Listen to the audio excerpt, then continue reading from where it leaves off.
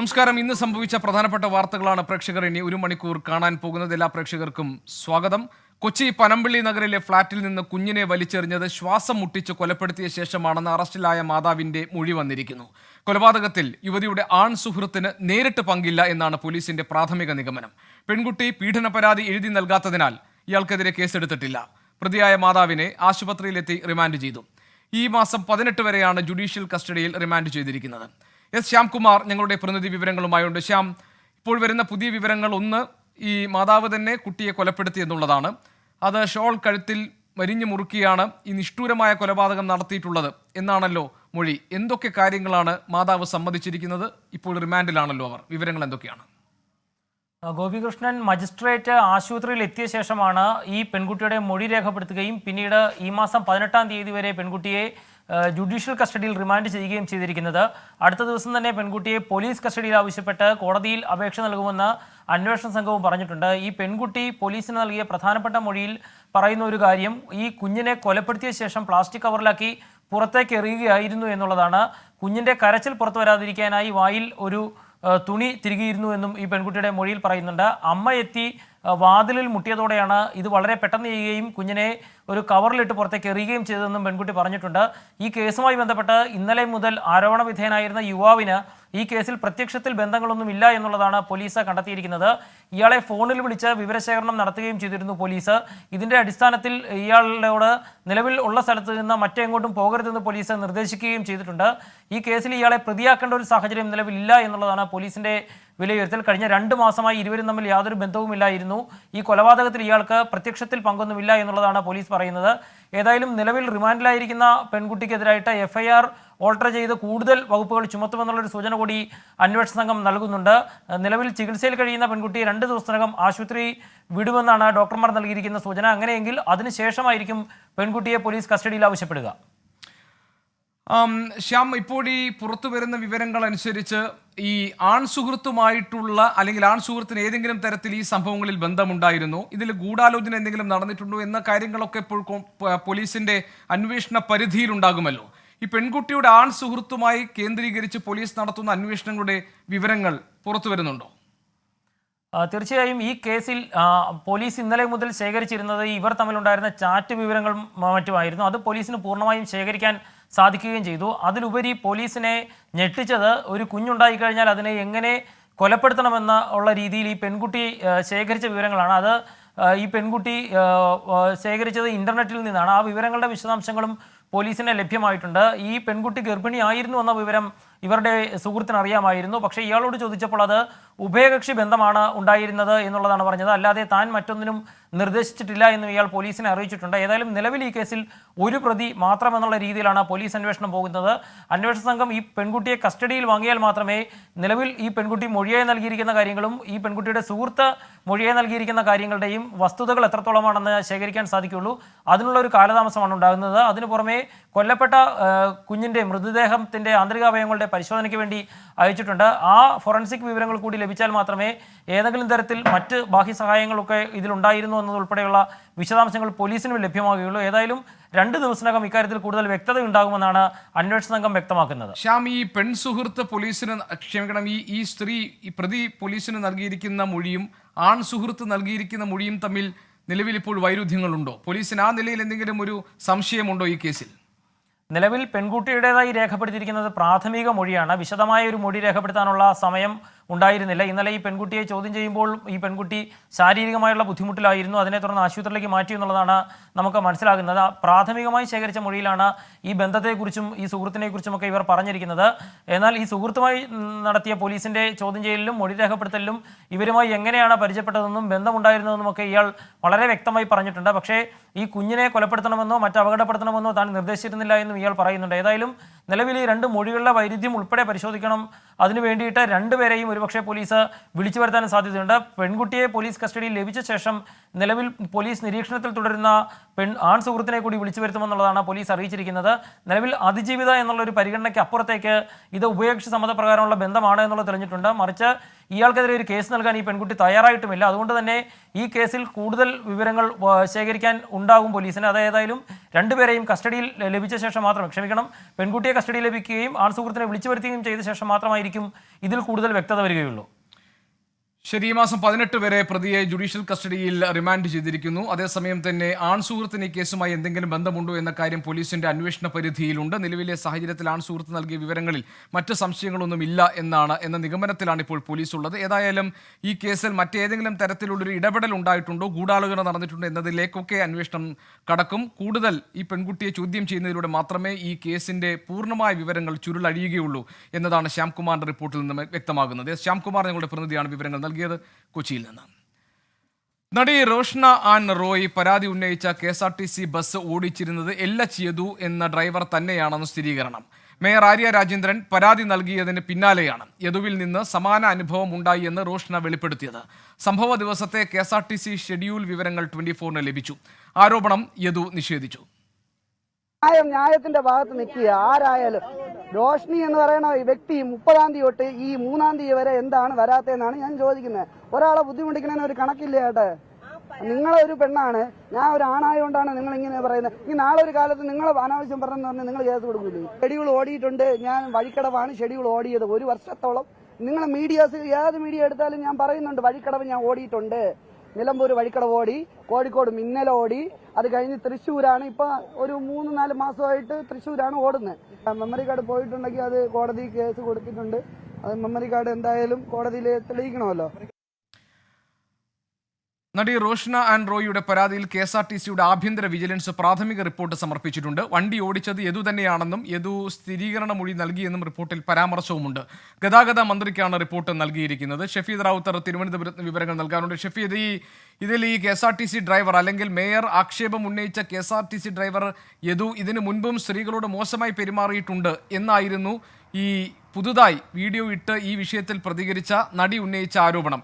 അപ്പോൾ അവരൊരു ബസ്സിന്റെ ചിത്രവും പുറത്തുവിട്ടിരുന്നു. ആ ബസ് ഓടിച്ചിരുന്നത് യദു എന്ന ഇയാൾ തന്നെയാണ് എന്ന് വ്യക്തമാകുകയാണല്ലോ. ഇതിൽ എന്ത് അന്വേഷണമാണ് KSRTCയുടെ വിജിലൻസ് വിഭാഗം നടത്തുന്നത്? ഇപ്പോൾ റിപ്പോർട്ട് സമർപ്പിച്ചു എന്ന വിവരങ്ങൾ വരുന്നുണ്ട്. അതിന്റെ ഉള്ളടക്കം എന്താണ്?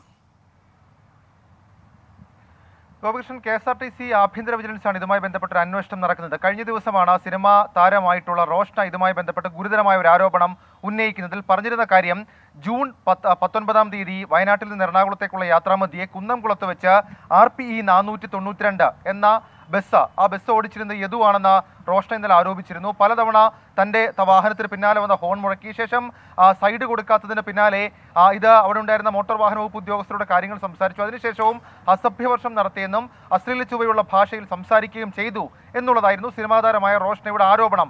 എന്നാൽ അതിന് പിന്നാലെ ഈ ഡ്രൈവറായ യദു ഇക്കാര്യങ്ങളൊക്കെ നിഷേധിച്ച് രംഗത്തെത്തുകയും ചെയ്തു. തുടർന്നാണ് നമ്മൾ ഇക്കാര്യത്തിൽ ഒരു അന്വേഷണം നടത്തിയത്. അന്വേഷണത്തിൽ ജൂൺ 18-ാം തീയതി തിരുവനന്തപുരം സെൻട്രൽ ഡിപ്പോയിൽ നിന്ന് RPE 492 എന്ന് പറയുന്ന നമ്പറിലുള്ള KSRTC ബസ് അത് ഓടിച്ചത് യദു ആണെന്ന് സ്ഥിരീകരിച്ചിട്ടുണ്ട്. ജൂൺ 18-ാം തീയതി വഴിക്കടവിലേക്ക് സർവീസ് നടത്തിയ ശേഷം തൊട്ടടുത്ത ദിവസമായ ജൂൺ 19-ാം തീയതി വഴിക്കടവിൽ നിന്ന് തിരിച്ച് തിരുവനന്തപുരത്തേക്കും യദു തന്നെ വാഹനം ഓടിച്ചു. ആ KSRTC ബസ് ഓടിച്ചു എന്നുള്ളത് KSRTC ഡിപ്പോയിലെ ലിസ്റ്റിൽ നിന്ന് അല്ലെങ്കിൽ ആ രേഖയിൽ നിന്ന് തന്നെ വ്യക്തമാണെന്നുള്ള കാര്യത്തിൽ തർക്കമില്ല. ഇനി റോഷ്ന ആരോപിക്കുന്നത് പോലെ ഇക്കാര്യത്തിൽ ഏതെങ്കിലും തരത്തിലുള്ള അശ്ലീല പ്രയോഗങ്ങളോ മറ്റോ യദു നടത്തിയിട്ടുണ്ടോ, അങ്ങനെ ഒരു സംഭവം ഉണ്ടായിട്ടുണ്ടോ, ഇത് കണ്ടെത്താൻ വേണ്ടിയിട്ടാണ് KSRTC ആഭ്യന്തര വിജിലൻസ് ഒരു അന്വേഷണം നടത്തുന്നത്. അന്വേഷണത്തിൽ യദുവിന്റെ മൊഴിയെടുത്തപ്പോൾ ആ ദിവസങ്ങളിൽ യദു തന്നെയാണ് ആ ബസ് ഓടിച്ചത് എന്നുള്ള വിവരം ഇപ്പോൾ സ്ഥിരീകരിക്കുന്നുണ്ട്. ആ സ്ഥിരീകരണ മൊഴി അടക്കമുള്ള കാര്യങ്ങൾ ചൂണ്ടിക്കാണിച്ചുകൊണ്ട് ഗതാഗത വകുപ്പ് മന്ത്രിക്ക് KSRTC ആഭ്യന്തര വിജിലൻസ് ഇപ്പോൾ ഒരു പ്രാഥമിക അന്വേഷണ റിപ്പോർട്ട് നൽകിയിട്ടുണ്ട്. ഇനി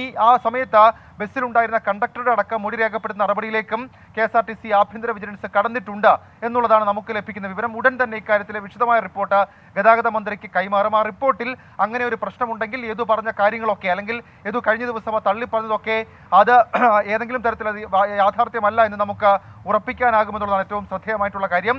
ഇനി രണ്ടാമത്തെ കാര്യമാകട്ടെ മേയറുമായിട്ടുള്ള തർക്കം. അതായത് സച്ചിൻ ദേവ് MLA-യും മേയർ ആര്യ രാജേന്ദ്രനും തന്റെ വഴി തടസ്സപ്പെടുത്തി, സർവീസ് മുടക്കി, ഔദ്യോഗിക കൃത്യനിർവഹണം തടസ്സപ്പെടുത്തി എന്നടക്കമുള്ള കാര്യങ്ങളിൽ അന്വേഷണം ആവശ്യപ്പെട്ടുകൊണ്ട് ഡ്രൈവറായിട്ടുള്ള LH യദുവിന് Thiruvananthapuram judicial first class magistrate കോടതിയെ സമീപിച്ചിട്ടുണ്ട്. കോടതി മേൽനോട്ട നിരീക്ഷണത്തിൽ ഒരു അന്വേഷണമോ അല്ലെങ്കിൽ കോടതി നിർദ്ദേശിക്കുന്ന ഒരു അന്വേഷണമോ വേണമെന്നാണ് ആവശ്യം. ആ ഹർജി 6-ാം തീയതിയിലേക്ക് പരിഗണിക്കാൻ മാറ്റിയിട്ടുമുണ്ട്. ഗോപികൃഷ്ണൻ.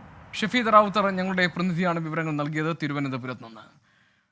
കോൺഗ്രസിന് വീണ്ടും തിരിച്ചടി. ഡൽഹി മുൻ PCC അധ്യക്ഷൻ അരവിന്ദർ സിംഗ് ലവ്ലി BJPയിലേക്ക്. ഡൽഹിയിലെ BJP ആസ്ഥാനത്തെത്തിയ അംഗത്വം സ്വീകരിച്ചു. നിതിൻ അംബുജൻ ഡൽഹിയിൽ നിന്ന് വിവരങ്ങൾ നൽകാനുണ്ട്. നിതിൻ, കോൺഗ്രസിലെ ഡൽഹി PCC അധ്യക്ഷൻ പോയതിന് പിന്നാലെ മുൻ PCC അധ്യക്ഷൻ അരവിന്ദർ സിംഗ് ലവ്ലി BJPയിലേക്ക് പോകുന്നു. അതിന്റെ പൂർണ്ണമായ വിവരങ്ങൾ എന്തുവാണ്? കോൺഗ്രസ് നേതൃത്വം എങ്ങനെയാണ് ഇതിനോട് പ്രതികരിക്കുന്നത്? എന്തൊക്കെയാണ് വിശദാംശങ്ങൾ? ഡൽഹിയിൽ തെരഞ്ഞെടുപ്പ് നടക്കാൻ ഇനി ഏതാണ്ട് 25 ദിവസം മാത്രം ശേഷിക്കെയാണ് ഇപ്പോൾ കോൺഗ്രസിന് കനത്ത തിരിച്ചടി നൽകിക്കൊണ്ട് മുൻ PCC അധ്യക്ഷൻ അരവിന്ദർ സിംഗ് ലവ്ലി ഇപ്പോൾ BJPയിൽ ചേർന്നിരിക്കുന്നത്. ഹർദീപ് സിംഗ് പുരിയിൽ നിന്നും അംഗത്വം സ്വീകരിച്ചു. അരവിന്ദർ സിംഗ് ലവ്ലിക്കൊപ്പം തന്നെ മുൻ MLA മാരായ നീരജ് ബസോയ, അതോടൊപ്പം തന്നെ നസീബ് സിംഗ്, രാജ്കുമാർ ചൗഹാൻ എന്നിവരും ഇപ്പോൾ BJPയിൽ ചേർന്നിരിക്കുകയാണ്. കഴിഞ്ഞ മാസം 28-നാണ് അരവിന്ദർ സിംഗ് ലവ്ലി PCC അധ്യക്ഷ സ്ഥാനം രാജിവെച്ചത്. എന്നാൽ അധ്യക്ഷ സ്ഥാനം രാജിവെച്ചാലും താൻ പാർട്ടിയിൽ തുടരും എന്ന് അദ്ദേഹം വ്യക്തമാക്കിയിരുന്നു. മാത്രമല്ല BJPയിലേക്ക് പോകില്ല എന്ന് ലവ്ലി ആവർത്തിച്ച് പറഞ്ഞിരുന്നു. പക്ഷേ ഇപ്പോൾ തെരഞ്ഞെടുപ്പ് നടക്കുന്ന ഒരു ഘട്ടത്തിൽ ഇപ്പോൾ ലവ്ലി BJPയിൽ ചേർന്നിരിക്കുകയാണ്. ലവ്ലി നേരത്തെ 2017-ലും കോൺഗ്രസ് വിട്ട് BJPയിൽ ചേർന്നിരുന്നു. 7 മാസത്തിന് ശേഷം പിന്നീട് ലവ്ലി കോൺഗ്രസിലേക്ക് തിരിച്ചെത്തുകയായിരുന്നു. എന്തായാലും ഇപ്പോഴത്തെ സാഹചര്യം ലവ്ലി ചൂണ്ടിക്കാട്ടുന്നത് ആം ആദ്മി പാർട്ടിയുമായുള്ള സഖ്യമാണ് അധ്യക്ഷ സ്ഥാനം രാജിവെക്കാൻ കാരണമായത്. മാത്രമല്ല ദീപക് ബബരിയുമായുള്ള സംഘടനാ പ്രശ്നങ്ങളും ഇത്തരത്തിൽ ഈ പാർട്ടി വിടാൻ കാരണമായി ചൂണ്ടിക്കാട്ടുന്നുണ്ട്. അതോടൊപ്പം തന്നെ സ്ഥാനാർത്ഥി നിർണയത്തിലെ പ്രശ്നവും ഏറ്റവും പ്രധാനമായി ഉന്നയിക്കുന്നത് കനയ്യകുമാറിന്റെ സ്ഥാനാർത്ഥിത്വത്തിലെ ഒരു പ്രശ്നമാണ് അരവിന്ദർ സിംഗ് ലവ്ലി ചൂണ്ടിക്കാട്ടിയത്. എന്തായാലും ഒരു പക്ഷേ ഈസ്റ്റ് ഡൽഹിയിലെ സ്ഥാനാർത്ഥിയെ പിൻവലിച്ചുകൊണ്ട് ലവ്ലിയെ നിർത്താനുള്ള ഒരു നീക്കമാണ് ഇപ്പോൾ BJPയുടെ ഭാഗത്തുനിന്ന് നടക്കുന്നത്. ഇനിയുള്ള മണിക്കൂറുകൾ അത് വ്യക്തമാകും. എന്തായാലും അരവിന്ദർ സിംഗ് ലവ്ലി ഇപ്പോൾ BJPയിൽ ചേർന്നിരിക്കുന്നു. ലോക്സഭാ തെരഞ്ഞെടുപ്പിന്റെ പശ്ചാത്തലത്തിൽ BJPക്ക് വലിയ നേട്ടമാണ്. കോൺഗ്രസ് കനത്ത തിരിച്ചടി. അരവിന്ദർ സിംഗ് നേരത്തെ 3 മുൻ MLA-മാരും BJPയിലേക്ക് എത്തുകയാണ്. ഈ അരവിന്ദർ സിംഗ് ലവ്ലി നേരത്തെ തന്നെ ഈ കോൺഗ്രസിൽ നിന്ന് രാജിവെച്ച ഘട്ടത്തിൽ തന്നെ ഈ BJPയിലേക്ക് പോകാനുള്ള സാധ്യതകൾ സംബന്ധിച്ച ചർച്ചകൾ ഉണ്ടായിരുന്നു. ആം ആദ്മി പാർട്ടിയുമായുള്ള ബന്ധം എന്നത് തന്നെയാണോ യഥാർത്ഥത്തിൽ ലവ്ലിയുടെ രാജിക്കുള്ള കാരണം? കോൺഗ്രസ് നേതൃത്വം ഇതിനെങ്ങനെ കാണുന്നു? ഇതൊരു ഷോക്കാണല്ലോ. ഇപ്പോൾ നമുക്ക് അരവിന്ദർ സിംഗ് ലവ്ലി തത്സമയം മാധ്യമങ്ങളെ കാണുകയാണ്. ഡൽഹി മുൻ PCC അധ്യക്ഷൻ അരവിന്ദർ സിംഗ് ലവ്ലിയുടെ രാജിക്ക് ശേഷം BJPയിലേക്ക് പോകും എന്നുള്ള അഭ്യൂഹം ഉണ്ടായിരുന്നു. പക്ഷേ അന്ന് ലവ്ലി അത് തള്ളിക്കളഞ്ഞിരുന്നു. ഇപ്പോൾ അരവിന്ദർ സിംഗ് ലവ്ലി BJPയിലേക്ക് എത്തിയിരിക്കുന്നു. അതിന്റെ വിശദാംശങ്ങളാണ് നിതിൻ അംബുജൻ നൽകിയത്. ഇപ്പോൾ അരവിന്ദർ സിംഗ് ലവ്ലി മാധ്യമങ്ങളെ കാണും. നിതിൻ, ഈ BJPയിലേക്കുള്ള വരവ് ഒട്ടും അപ്രതീക്ഷിതമായിരിക്കില്ലല്ലോ. അപ്പോൾ ആം ആദ്മി പാർട്ടിയുമായിട്ടുള്ള ബന്ധം എന്നത് ഒരു കാരണമാക്കിക്കൊണ്ട് BJPയിലേക്ക് കടക്കുകയായിരുന്നു അരവിന്ദർ സിംഗ് ലവ്ലി. അങ്ങനെ വേണോ നമ്മൾ കരുതാൻ? ഗോപി, നേരത്തെ തന്നെ കോൺഗ്രസ് നേതൃത്വം വ്യക്തമാക്കിയ ഒരു സാഹചര്യം അങ്ങനെയായിരുന്നു. കാരണം BJPയുമായുള്ള ചർച്ചകൾക്ക് ശേഷമാണ് അരവിന്ദർ സിംഗ് ലവ്ലി ഈ ഒരു വിഷയം ചൂണ്ടിക്കാട്ടി രാജിവെക്കാൻ കാരണമായത്. കാരണം ആം ആദ്മി പാർട്ടിയുമായുള്ള സഖ്യ ചർച്ചകൾക്കും അതോടൊപ്പം അരവിന്ദ് കെജ്രിവാൾ അറസ്റ്റിലായ ഘട്ടത്തിൽ അരവിന്ദ് കെജ്രിവാളിന്റെ വസതിയിലേക്ക് എത്തിക്കൊണ്ട് പ്രതിഷേധത്തിന്റെ ഭാഗമായ നേതാവാണ് അരവിന്ദർ സിംഗ് ലവ്ലി. പെട്ടെന്നൊരാൾ ഇത്തരത്തിൽ ആം ആദ്മി പാർട്ടി സഖ്യം ചൂണ്ടിക്കാട്ടി പാർട്ടി വിടുമ്പോൾ സ്വാഭാവികമായിട്ടും കോൺഗ്രസ് അന്നേ ചില ഈ BJP പ്രവേശനം സംബന്ധിച്ച ചില സൂചനകൾ ലഭിച്ചിരുന്നു. എന്നാൽ അരവിന്ദർ സിംഗ് ലവ്ലി ഇത് പൂർണ്ണമായും നിഷേധിച്ചു. ഏറ്റവും പ്രധാനമായി ചൂണ്ടിക്കാട്ടുന്നത് ആം ആദ്മി പാർട്ടിയുമായുള്ള സഖ്യത്തെ തുടർന്നാണ് ഇപ്പോൾ കോൺഗ്രസിനകത്ത് പൊട്ടിത്തെറികൾ ഉണ്ടായിരിക്കുന്നത്. അതിൽ നീരജ് ബസോയ, അതോടൊപ്പം തന്നെ അരവിന്ദർ സിംഗ് ലവ്ലി, കൂടാതെ നസീബ് സിംഗ് ഉൾപ്പെടെയുള്ള പ്രധാനപ്പെട്ട കോൺഗ്രസ് നേതാക്കളാണ് ഇപ്പോൾ പാർട്ടി വിട്ടിരിക്കുന്നത്. നമുക്കറിയാം, കോൺഗ്രസിനെ ഡൽഹിയിൽ തന്നെ ഏറ്റവും കൂടുതൽ തിരിച്ചടിയായത് ആം ആദ്മി പാർട്ടിയുടെ ഉദയമാണ്. അത്തരത്തിൽ വ്യാജ അഴിമതി ആരോപണങ്ങൾ ഉയർത്തി കോൺഗ്രസിനെ ആക്രമിച്ച ഒരു പാർട്ടിയുമായുള്ള സഖ്യം അത് താഴെത്തട്ടിലുള്ള കോൺഗ്രസ് പ്രവർത്തകർക്ക് ഉൾക്കൊള്ളാൻ കഴിയില്ല എന്ന് നേരത്തെ തന്നെ ചില കോൺഗ്രസ് നേതാക്കൾ മുന്നറിയിപ്പ് നൽകിയിരുന്നു. പക്ഷേ ആ ഒരു മുന്നറിയിപ്പെല്ലാം അവഗണിച്ചുകൊണ്ടാണ് ഡൽഹിയിൽ സീറ്റ് വിഭജനം അടക്കമുള്ള കാര്യങ്ങളിലേക്ക് കടക്കുകയും പിന്നീട് അതൊരു പൊട്ടിത്തെറിയിലേക്ക് പോവുകയും ചെയ്തിരിക്കുന്നത്. BJPയിലേക്കാണ് ഈ നേതാക്കളെല്ലാം ഇപ്പോൾ പ്രവേശിച്ചിരിക്കുന്നത്. സ്വാഭാവികമായിട്ടും ലോക്സഭാ തെരഞ്ഞെടുപ്പിൽ BJPക്ക് വലിയ നേട്ടമാകുമെന്ന് തന്നെയാണ് ഇപ്പോൾ BJP ഈ ഒരു വിഷയത്തെ ചൂണ്ടിക്കാട്ടുന്നത്. അതേസമയം തന്നെ കോൺഗ്രസ് ഇതിനെ പ്രതിരോധിക്കുന്നത് ലവ്ലി നേരത്തെയും BJPയുമായി ചർച്ചകൾ നടത്തിയിരുന്നു. അതിനുശേഷം ആം ആദ്മി പാർട്ടിയുമായുള്ള സഖ്യത്തിന്റെ പേരിൽ പാർട്ടി വിടുകയാണ് ചെയ്തിരിക്കുന്നത്. അതുകൊണ്ട് ഒരു തിരിച്ചടി ഉണ്ടാകാൻ സാധ്യതയില്ല. അതേസമയം തന്നെ ഇന്ത്യ സഖ്യത്തിന്റെ ഭാഗമായി ഡൽഹിയിൽ 3 സീറ്റ് വരെ ലഭിക്കാനുള്ള സാധ്യതയുണ്ടെന്ന് തന്നെയാണ് ഇപ്പോൾ കോൺഗ്രസ് നേതൃത്വം എല്ലാം തന്നെ വ്യക്തമാക്കുന്ന ഒരു കാര്യം. എന്തായാലും വലിയ തിരിച്ചടി എന്ന് തന്നെ പറയാം. കാരണം മുൻ PCC അധ്യക്ഷനാണ് ഇപ്പോൾ പാർട്ടി വിട്ടിരിക്കുന്നത്. ഇത് ഏത് നിലയിൽ കോൺഗ്രസ് കോൺഗ്രസിനെ തെരഞ്ഞെടുപ്പിൽ ബാധിക്കുമെന്നത് സ്വാഭാവികമായിട്ടും ജൂൺ ആദ്യവാരം നമുക്ക് വ്യക്തമാകും. നിലവിൽ ഇപ്പോൾ കോൺഗ്രസിന്റെ അതോടൊപ്പം തന്നെ ആം ആദ്മി പാർട്ടിയുടെ തെരഞ്ഞെടുപ്പ് പ്രചരണം ശക്തമായി മുന്നോട്ട് പോകുന്നുണ്ട്. ഇതിനിടയിലാണ് ഇപ്പോൾ മുൻ പി സി സി അധ്യക്ഷൻ അരവിന്ദർ സിംഗ് ലവ്ലി രാജിവെച്ച് BJP-യിൽ ചേർന്നിരിക്കുന്നത്. കോൺഗ്രസിന് വീണ്ടും തിരിച്ചടി നൽകിക്കൊണ്ട് ഡൽഹി മുൻ PCC അധ്യക്ഷൻ അരവിന്ദർ സിംഗ് ലവ്ലി നേരത്തെ രാജിവെച്ചതാണ്. BJP-യിലേക്ക് പോകുന്നു. ഡൽഹിയിലെ BJP ആസ്ഥാനത്തെത്തി അംഗത്വം സ്വീകരിച്ചു. നിതിൻ അംബുജൻ ഞങ്ങളുടെ പ്രതിനിധിയാണ് ഡൽഹിയിൽ നിന്ന് വിശദാംശങ്ങൾ പങ്കുവച്ചത്. വ്യാജ പോക്സോ കേസിൽ ഏഷ്യാനെറ്റ് ന്യൂസിനെതിരെ കുറ്റപത്രം സമർപ്പിച്ചു. ക്രൈംബ്രാഞ്ച് ACP V സുരേഷിന്റെ നേതൃത്വത്തിലുള്ള സംഘമാണ് കോഴിക്കോട് പ്രത്യേക പോക്സോ കോടതിയിൽ കുറ്റപത്രം സമർപ്പിച്ചത്. പോക്സോ കേസിൽ ഇര എന്ന വ്യാജേന ഏഷ്യാനെറ്റിലെ ജീവനക്കാരിയുടെ മകളെ ഉപയോഗിച്ച് വീഡിയോ നിർമ്മിച്ചു എന്നതാണ് കേസ്. Asianet news executive editor Sindhu Suryakumar, resident editor K Shajahan ഉൾപ്പെടെയുള്ളവരാണ് കേസിലെ പ്രതികൾ. അഭിജിത്ത് മുഴക്കുന്ന് കോഴിക്കോട്ട് നിന്ന് വിവരങ്ങൾ നൽകാനുണ്ട്. അഭിജിത്ത്, ഈ കേസിൽ ഇപ്പോൾ ഈ പ്രത്യേക പോക്സോ കോടതിയിൽ കുറ്റപത്രം സമർപ്പിച്ചിരിക്കുകയാണല്ലോ, എന്താണ് അതിന്റെ മറ്റു വിശദാംശങ്ങൾ?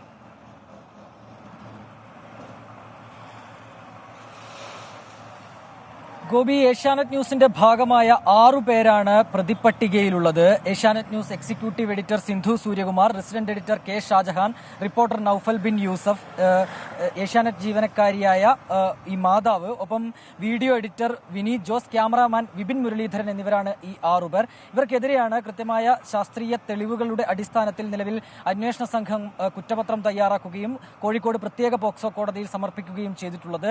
പ്രധാനമായും ക്രിമിനൽ ഗൂഢാലോചന, വ്യാജരേഖ ചമയ്ക്കൽ, വ്യാജ ഇലക്ട്രോണിക് രേഖ ചമയ്ക്കൽ, തെളിവ് നശിപ്പിക്കൽ എന്നീ വകുപ്പുകളാണ് ചേർത്തിട്ടുള്ളത്. പോക്സോ ഉപവകുപ്പും ചേർത്തിട്ടുണ്ട്.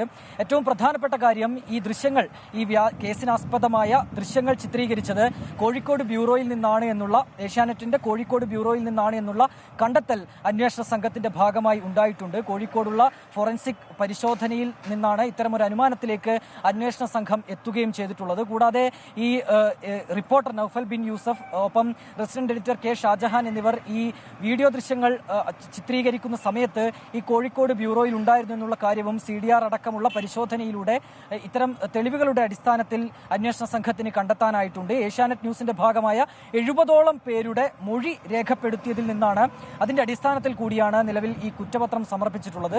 ഒക്ടോബറിലാണ് ഈ സംഭവം നടക്കുന്നത്. തുടർന്ന് PV അൻവർ MLA നൽകിയ പരാതിയുടെ അടിസ്ഥാനത്തിൽ ലോക്കൽ പോലീസ് കേസെടുക്കുകയും തുടർന്ന് ക്രൈംബ്രാഞ്ചിലേക്ക് ഈ അന്വേഷണം കൈമാറുകയുമായിരുന്നു.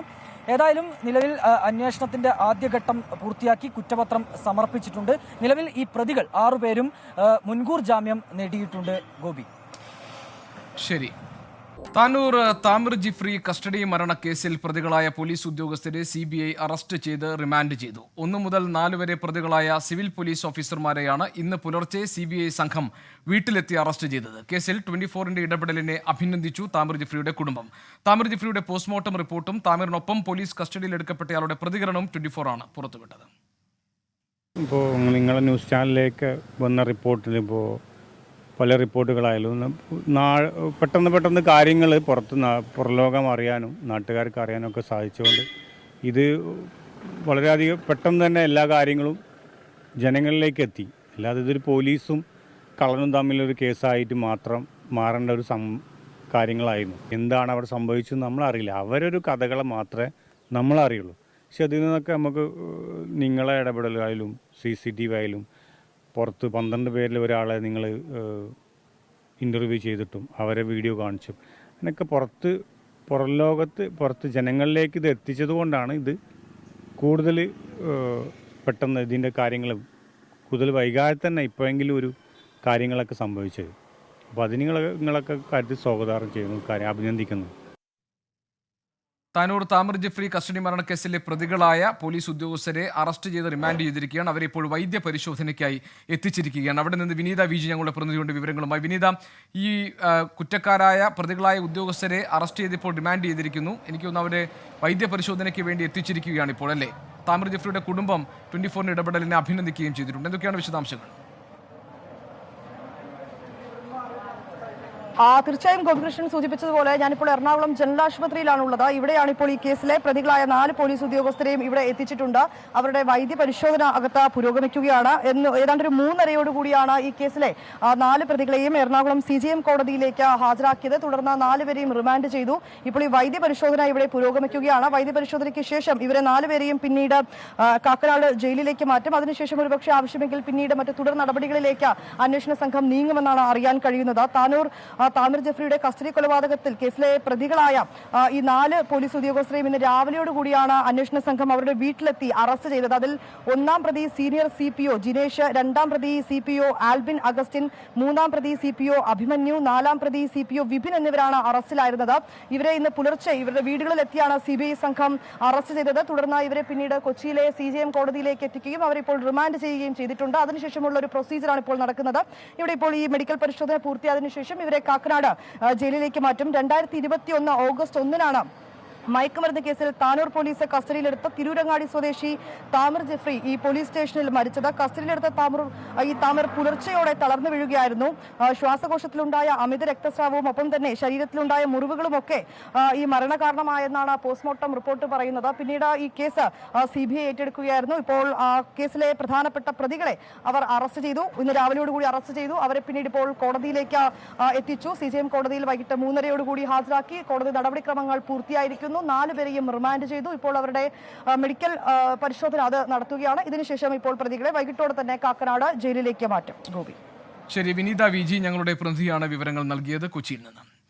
സംസ്ഥാനത്തെ വൈദ്യുതി ഉപയോഗം വീണ്ടും റെക്കോർഡ് ഭേദിച്ചു. 115.9 ദശലക്ഷം യൂണിറ്റ് വൈദ്യുതിയാണ് ഇന്നലെ ഉപയോഗിച്ചത്. മേഖലാടിസ്ഥാനത്തിൽ വൈദ്യുതി നിയന്ത്രണം തുടങ്ങിയെങ്കിലും ലോഡ് ഷെഡിംഗ് വേണമെന്ന ആവശ്യത്തിൽ ഉറച്ചു തന്നെയാണ് KSEB. 2 ദിവസത്തെ ഉപയോഗം വിലയിരുത്തിയ ശേഷം സർക്കാരിന് വീണ്ടും ശുപാർശ നൽകാനാണ് തീരുമാനം. അതേസമയം പ്രാദേശിക നിയന്ത്രണം ഗുണം ചെയ്തെന്ന് വൈദ്യുതി മന്ത്രി K കൃഷ്ണൻകുട്ടി അവകാശപ്പെട്ടു. ഞങ്ങൾ ഇന്നലെ യോഗം കൂടിയിട്ട് ഒരു നിർദ്ദേശം കൊടുത്തത് രാത്രി 10 മണി മുതൽ 2 മണി വരെ ഉള്ള വ്യവസായങ്ങളുടെ ഒരു ക്രമീകരണം നടത്തണം എന്നാണ്. അതേപോലെ ഇപ്പോൾ AC വയ്ക്കുന്നു. AC വയ്ക്കുമ്പോൾ 22-ലോ 23-ലോ വയ്ക്കുന്നതിന് പകരം 26-ലോ വെച്ചാൽ നമുക്ക് അത്രയും ലാഭം കിട്ടും. അപ്പോൾ സ്വയം ഒരു നിയന്ത്രണം വരുത്തിയാൽ നമുക്ക് ഒരു കുഴപ്പമില്ലാതെ നമുക്ക് മുന്നോട്ട് കൊണ്ടുപോകാൻ സാധിക്കും. ഇതാണ് ചുരുക്കത്തിൽ. 1000 മെഗാവാട്ടേ നമ്മുടെ കയ്യിലുള്ളൂ. ബാക്കിയെല്ലാം പുറത്തുനിന്ന് വരികയാണല്ലോ. 20% നമ്മൾ ഉൽപ്പാദിപ്പിക്കുന്നുള്ളൂ. ബാക്കിയെല്ലാം പുറത്തുനിന്ന് വാങ്ങുകയല്ലേ. അതിലും അവരും ഇപ്പോൾ ടൈറ്റ് വരാൻ തുടങ്ങി. ഇപ്പോൾ ഓപ്പൺ മാർക്കറ്റിൽ പീക്ക് അവറിലൊക്കെ നമ്മൾ 8 രൂപ തൊട്ട് 20 രൂപ വരെയാണ് മേടിക്കുന്നത്. നമ്മളെന്താ തകരാറിച്ചാൽ നമ്മൾ ഉൽപ്പാദന മേഖലയ്ക്ക് നമ്മൾ ശ്രദ്ധിക്കാത്ത കുറേ കാലമായി ശ്രദ്ധിക്കുന്നില്ല. അപ്പോൾ മേടിച്ചിങ്ങനെ പോകുക എന്നുള്ളതാണ്. മെയ് മാസത്തിലും വൈദ്യുതി സർചാർജ് തുടരാനുള്ള തീരുമാനം ഉപഭോക്താക്കൾക്ക് ഇരുട്ടടിയായി. യൂണിറ്റിന് 19 പൈസയാണ് ഈടാക്കുക. ഷഫീദ് റാവുത്തർ തിരുവനന്തപുരത്ത് വിവരങ്ങൾ നൽകാറുണ്ട്. ഷഫീദ്, വൈദ്യുതി ഉപയോഗം റെക്കോർഡ് നിലയിലേക്ക് ഉയർന്നിരിക്കുന്ന സാഹചര്യത്തിൽ ഏതൊക്കെ തരത്തിലുള്ള നിയന്ത്രണങ്ങളെ കുറിച്ചാണ് ഇപ്പോൾ സർക്കാർ ആലോചിക്കുന്നത്? KSEB എന്തെങ്കിലും നിർദ്ദേശങ്ങൾ മുന്നോട്ട് വെച്ചിട്ടുണ്ടോ? സർചാർജ് ഈടാക്കാൻ, അതായത് 10 പൈസ കൂട്ടാനുള്ള തീരുമാനം, അതിൻ്റെ വിവരങ്ങൾ എന്തൊക്കെയാണ്?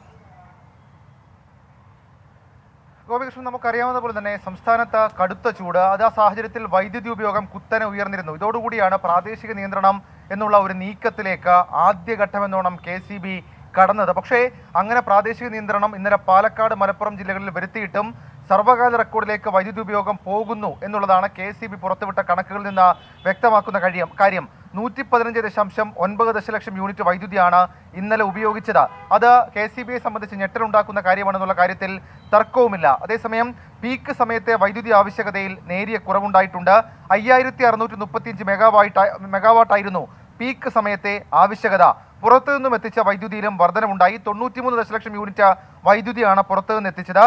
വർദ്ധിച്ച ഉപയോഗം നിയന്ത്രിക്കാൻ ലോഡ് ഷെഡിംഗ് അല്ലാതെ മറ്റു മാർഗ്ഗങ്ങളില്ല എന്നുള്ളതാണ് KSEBയുടെ ഇപ്പോഴത്തെ വിലയിരുത്തൽ. നേരത്തെ ലോഡ് ഷെഡിംഗിലേക്ക് കടക്കേണ്ടതില്ല എന്നുള്ളതായിരുന്നു KSEBയുടെ തീരുമാനം.